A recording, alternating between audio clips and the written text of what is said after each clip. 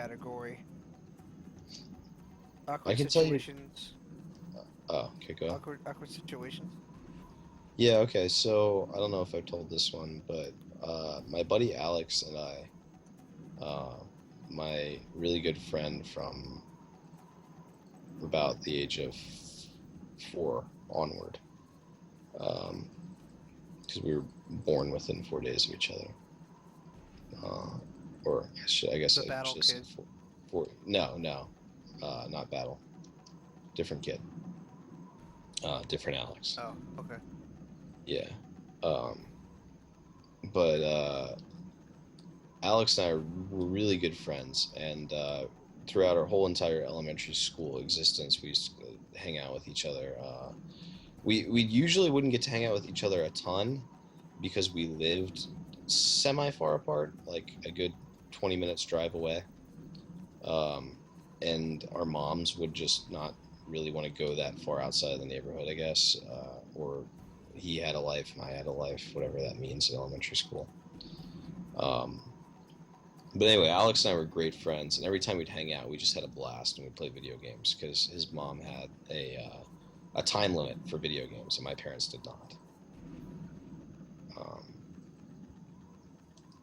and anyway, that's all background for the story. But finally, in middle school, we went to the same middle school. We had the opportunity to. So that was kind of a big sort of determining factor in me going to the middle school that I did.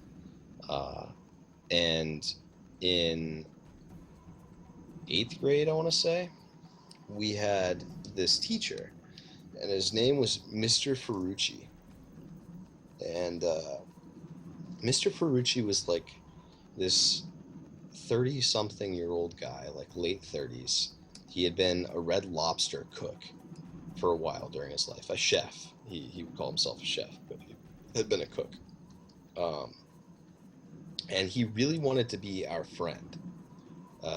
He talked about all the bands that we listened to and how he was really getting into songs from them. And it was just, he was trying so hard to be our friend. But none of us wanted to be his friend.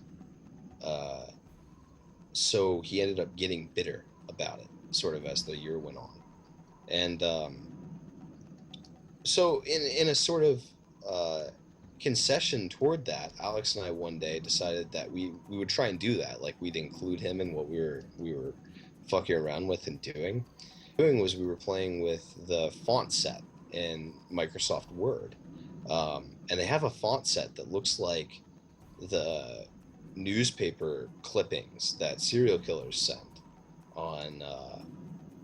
on notes to people, basically. You know what I'm talking about, where you see them send a letter to. Yeah, looks Uh, like really stupid on yeah, movies. It looks so ex- stupid. exactly. But it's a trope, and we found that font set.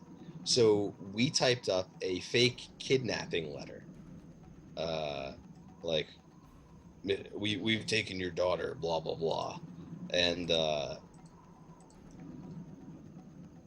we were just loading it with hilarious stuff, and we finished doing it, and we printed it out, and they were like, Mr. Frucci, read this, and he wrote us up and reported us to the office. Like he was like, boys, this is very serious. You can't do this kind of thing. This is a matter of security. Like I don't want to do this, but I'm afraid I'm gonna have to take away your privileges for the computer lab, and I'm gonna have to write you up to the office. And we were like, what? Like this was, supposed to just be a joke. Like we weren't even gonna show it to you, but and he didn't want to hear any of it. So we got visited. Each of us individually got visited by the administration and grilled about it, and like warned not to do anything like this ever again. And that it would go on our permanent record. And I don't know. I didn't really like Mr. Ferrucci before then, but I certainly didn't like him afterward. I think the reason I wanted to talk about that was because you're talking about bullies. I never really had bullies, but I definitely had adversarial relationships with teachers. And Mr. Ferrucci was one of the primary examples of that. after that point.